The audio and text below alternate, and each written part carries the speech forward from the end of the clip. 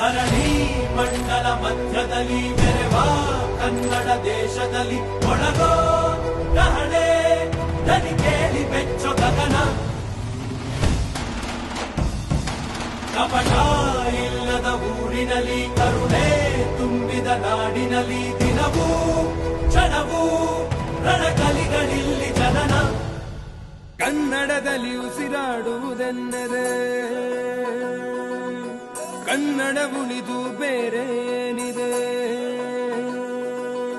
ತಿರುಗೋ ಭೂಮಿಗೆ ಗೊತ್ತು ಕನ್ನಡಕ್ಕಿರುವ ಗತ್ತು, ಕ್ರಾಂತಿಗೆ ತಿಲಕವನಿಟ್ಟ ನಾಡು ನನ್ನದು.